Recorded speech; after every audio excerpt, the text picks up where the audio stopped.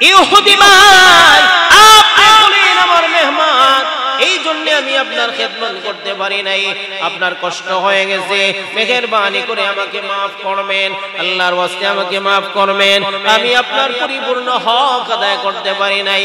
এই কথা বলার পরই ইহুদির মনটা দুর্বল হইয়া যায়।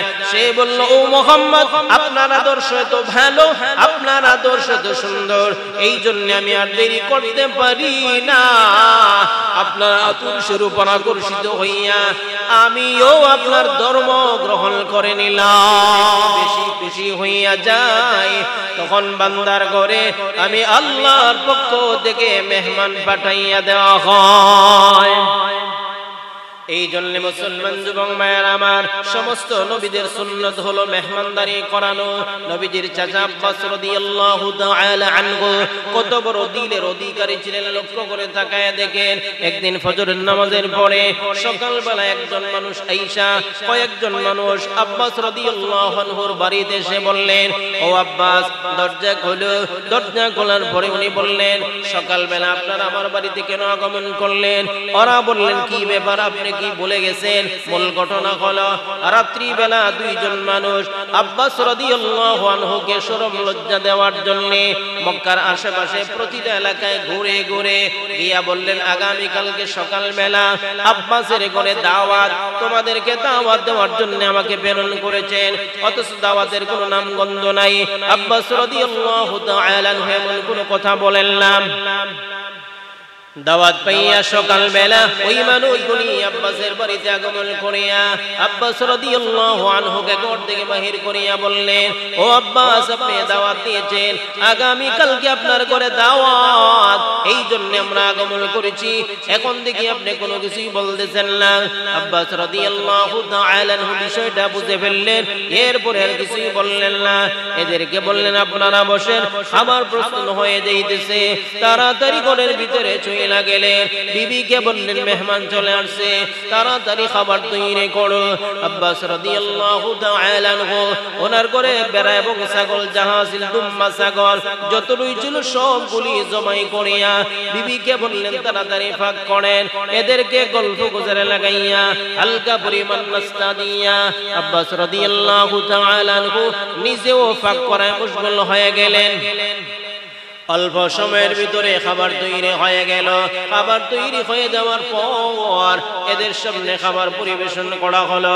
যে আল্লাহর বান্দা রাত্রিবেলা দাওয়াত দিয়েছিলেন, উনিও দাওয়াতের ভিতরে খাবার দেওয়ার পরে ওরা তো খাবার গ্রহণ করলেন। একজন আর দুইজন, তিনজন মানুষ না, মানুষের সংখ্যা ছিল প্রায় 300। এই 300 মানুষকে বিনা দাওয়াতে খাবার দিয়া খাবার যখন শেষ হয়ে গেল, এদেরকে বললেন, ও আল্লাহর বান্দারা, শোনো, এইভাবে মাঝে মাঝে যদি আপনারা আমার বাড়িতে আসতেন তাহলে আমি সন্তুষ্ট হয়ে যাব।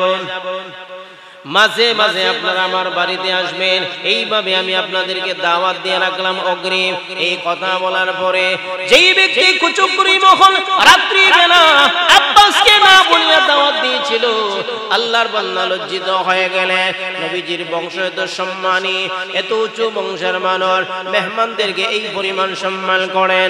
মূসা আলাইহিস সালাতু ওয়াস সালাম রব্বুল আলামিনকে বললেন, ও রব্বুল আলামিন, বান্দার উপর আপনি যদি একটু অস্বাভাবিক সন্তুষ্ট হয়ে যান, স্বাভাবিকের চাইতে আর একটু অস্বাভাবিক, সাধারণ সন্তুষ্টর চাইতে একটু বেশি সন্তুষ্ট হয়ে যান, তখন আমরা কিভাবে বুঝবো? আল্লাহ রাব্বুল আলামিন বললেন, ও পয়গম্বর, বান্দার উপর আমি স্বাভাবিকের চাইতে একটু বেশি যখন সন্তুষ্ট হইয়া যায়, ওনার বাড়িতে আমি মেহমান পাঠাইয়া দেই। এই মেহমান গেলে তার প্রমাণ হলো আমি আল্লাহ ওই বান্দার উপর সন্তুষ্ট হয়ে গেছি। এই জন্য পয়গম্বর আরামি রাহমাতুল লিল আলামিন মেহমানদেরকে সম্মান করতেন। শুধুমাত্র সম্মান না, এই সম্মান করাটা ঈমানের আলামত হিসাবে আল্লাহর পয়গম্বর আলোচনা করেছেন। ওই যে মুসলমান যুবক ভাইয়েরা আমার, নবীজির জীবনের ভিতরে পাওয়া যায় এক ইহুদি রাত্রিবেলা নবীজির বাড়িতে আগমন করার পর আল্লাহর পয়গম্বরের মেহমান হয়ে যাওয়ার পরে নবীজি তাকে খাবার দাবার দিয়া আলাদা রুমে খাবার দিয়া নবীজি দরজা জানালা সবগুলি বন্ধ করিয়া আল্লাহর বান্দাকে বললেন এই জায়গায় ঘুমিয়ে যাও। আল্লাহর বান্দা ঘুমিয়ে যাওয়ার পরে রাত্রিবেলা খাবার রাত্রিবেলা পেট খারাপ হইয়া যায়, যার কারণে আল্লাহর বান্দা বিছনা একবার নষ্ট করিয়া দেয়। ফজরের নামাজের আগে ওই বান্দা আমার চিন্তিত হয়ে গেলেন, মুহাম্মদের বিছনা নষ্ট করলাম, ওনার বাড়িতে মেহমান হওয়ার পরে নষ্ট করার পরে এবার যদি আমাকে খবর পেয়ে যান সকালবেলা যদি আমি মুহাম্মদের হাতে ধরা পড়ে যাই তাহলে আমাকে রাখবে না। এই কথা ভাবিয়া সূর্য ওঠার আগে আল্লাহর বান্দা পলায়ন করলো। আল্লাহর পয়গম্বর সকালবেলা মেহমানের ঘরে গিয়া যেই মাত্র দেখলেন আল্লাহর বান্দা ঘরে নাই, সারা ঘরে দুর্গন্ধ। নবীজি ঘরের ভিতরে ঢুইকা দেখেন ওই বেচারা বাথরুম করিয়া ওরা ঘরকে একেবারে নষ্ট করে দিয়েছেন। পয়গম্বর তো সন্তুষ্ট হয়ে গেলেন, মনে হয় আল্লাহর বান্দা আফসোস করতেছে, মনে হয় আল্লাহর বান্দার কষ্ট হইতেছে। আল্লাহর বান্দার কষ্ট যদি না হইতো তাহলে সে কেন রাত্রিবেলা বিদায় হইয়া যায়। এই আফসোস করিয়া নবীজি নিজের হাতে ময়লা পরিষ্কার করতেছেন।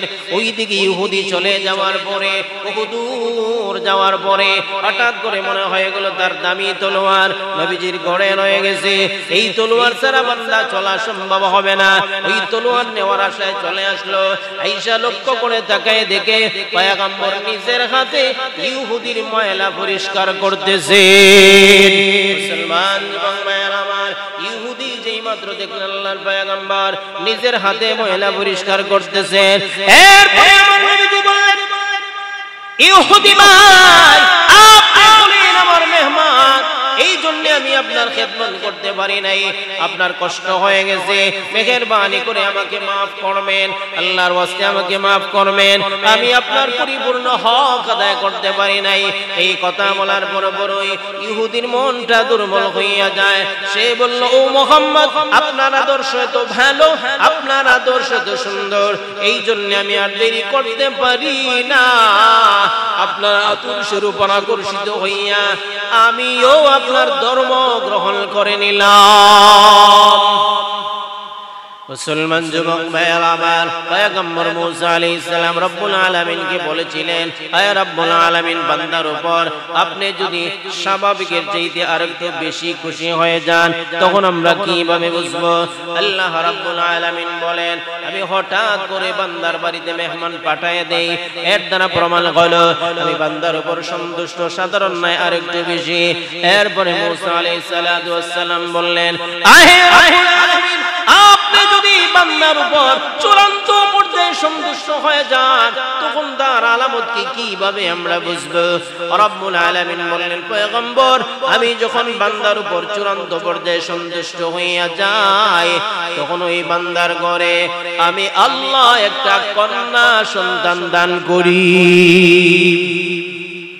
মুসা আলাইহিস সালাতু ওয়াস সালাম এই জবাব শোনার পরে সন্তুষ্ট হয়ে গেলেন। এরপরে আল্লাহ রাব্বুল আলামিন বললেন, ও পয়গম্বর শোনো, যেই বান্দা সব সময় আমি আল্লাহর শুকরিয়া না করে ওই বান্দার উপর আমি মহান আল্লাহ চূড়ান্ত পর্যায়ে সন্তুষ্ট থাকি। নবী মুসা আলাইহিস সালাতু ওয়াস সালাম একদিন এক জায়গায় বসে বসে ওনার জিন্দেগির ভিতরে যত নিয়ামত আছে এক একটার কথা আলোচনা করতেছেন, একে একে মনে মনে আলোচনা করলেন। জন্ম হইলাম, জন্ম হওয়ার পরে আমার আম্মা জান আমাকে নদীতে প্রেরণ করে দিলেন। এরপরে আমার দুশমনের ঘর আমি লালিত পালিত হয়ে গেলাম। কিছুদিন পরে আবার আমার জীবনে একটা বিপর্যয় ঘটিয়া যায়। যে বিপর্যয় থেকে বাঁচার জন্য আমি আমার দেশ ছাড়ি আরেক জায়গায় চলে যাই। আরেক জায়গায় চলে যাওয়ার পরে এমন এক জায়গায় গেলাম যে জায়গায় চিনি না বিনি না। ওই জায়গায় যাওয়ার পরে ওই জায়গায় গিয়া আরেকজন পয়গম্বরের মেয়েকে আমি দাম্পত্য জীবনে পেয়ে গেলাম। আমার জীবনের একটা সফলতা। এরপরে আমি চলে আসলাম তোর পাহাড়ে আগমন করার পরে রব্বুল আলামিন আমাকে অনুমতি দান করলেন, বিবি লইয়া ওই বিশ্ব শহরে আগমন করার পরে আল্লাহ তাআলার দরবারে দোয়া করলাম, রব্বুল আলামিন আমার ভাইকে নবী বানায়া দাও। আমার আল্লাহ আমার দোয়া কবুল করে নিলেন। আমার ভাই আর আমি মিলিয়া ফেরাউনের দরবারে চলিয়া গেলাম। ফেরাউন আমাকে দেখে গরম হয়ে গেল। এরপরে মোকাবেলা করতে গিয়া আল্লাহ তাআলা জাদুগিরের মাধ্যমে আমি মূসা এবং হারুনকে আল্লাহ তাআলা সাহায্য করলেন। এরপরে রব্বুল আলামিন ওই ফেরাউনের বাহিনী থেকে বাঁচাইতে গিয়া লোহিত সাগরের মধ্যে রাস্তা বানায় দিলেন।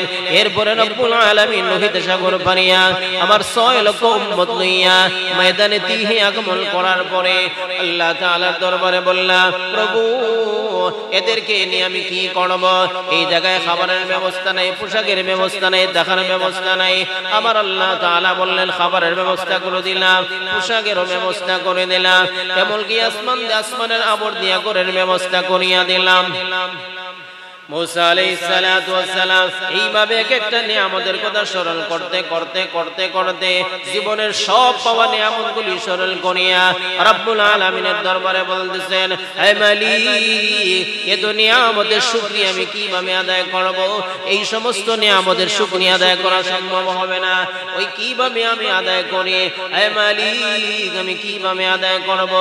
এই ফিকির করার সময় জিবরাইল আলাইহিস সালাতু ওয়াস সালাম মুসা দরবারে আগমন করিয়া বললেন, ও পয়গম্বর, এই যে আপনি রব্বুল আলামিনের দেওয়া নিয়ামতগুলি স্মরণ করিয়া করিয়া নিজের অক্ষমতা প্রকাশ করলেন, এই অক্ষমতাই এই সমস্ত নিয়ামতের শুকরিয়া আদায় হয়ে গেছে।